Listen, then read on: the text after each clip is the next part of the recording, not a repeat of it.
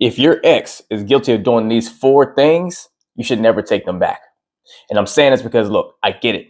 You go through things sometimes, you have a falling out. Sometimes you might break up for a day or so, even though I think that's really unhealthy. I think if you're going to work through issues, work through the issues. Don't do the break stuff and the breaking up and coming back together, right? But it happens. I understand. But if your ex is guilty of these four things, it should be a no-go. Deal breakers. First is if your ex has a history of repeat cheating, not just one time, or maybe it happened twice because you guys were having issues and they stepped out or whatever the case is. No, if it's an ongoing theme of you having that heartbreak conversation about them continuously cheating on you or hurting you and everything else, this cannot be something that you take back, right?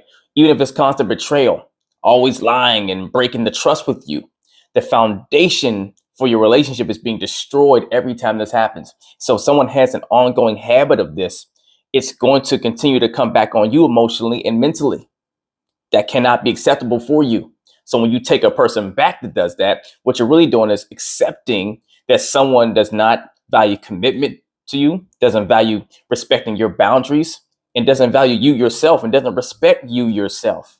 And it's constantly learning, I can continue to operate this way and still keep your value in my life, which makes you become less valuable to them on some level. And so constantly for yourself, it makes you become less valuable to you, and you stop caring for yourself as much as you maybe once would. And all the while you're building resentment within yourself, all emotional and mental killers for yourself. That has to be a non-negotiable for you, deal breaking territory. Second is emotional abuse, whether it's manipulation, gaslighting, or even constant criticism.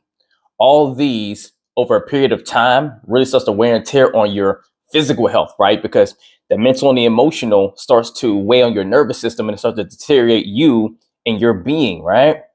And it also starts to strip heavily away from your spirit, right? It starts to crush you in some way. It starts making you a shell of what you once were when you continue to take someone back that does these type of things and keep going through that same toxic process and cycle. Remember, toxicity is poisonous, which means it's destructive for you and everything that you are.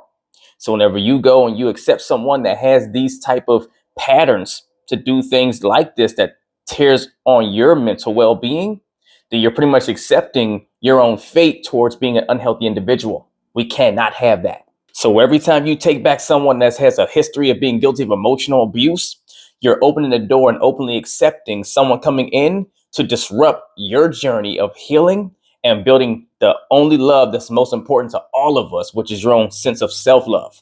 Third is lack of effort to change. Why are we taking back people that have not shown us that they deserve to have us in their life again?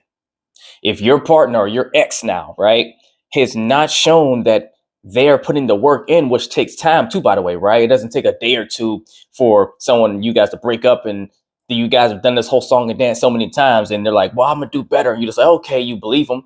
Believe them on what? Make them show you some stuff, right? So if they constantly are reluctant to change or don't put the effort in towards it and keep showing you the same patterns and the same habits, quit taking back someone that's going to give you the repeat experience that you've been getting.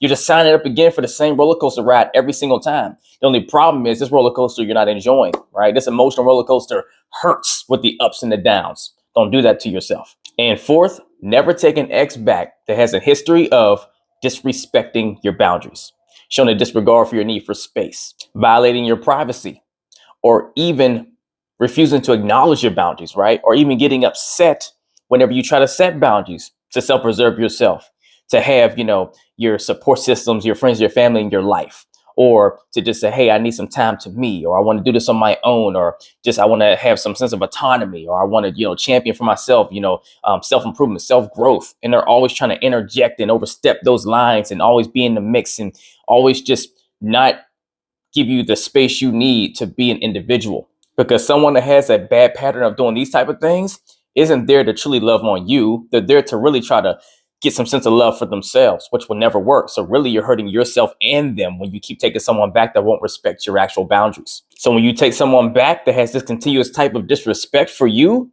what you're really doing to yourself is disregarding your own needs and your own values. So any one of these should be a deal breaker for you. But if you're experiencing multiples or all of them, you absolutely should never look in that person's direction again. And if you struggle to not take someone back that violates these things and that's hard for you to do, you don't have the tools to do it on your own, reach out to me for coaching.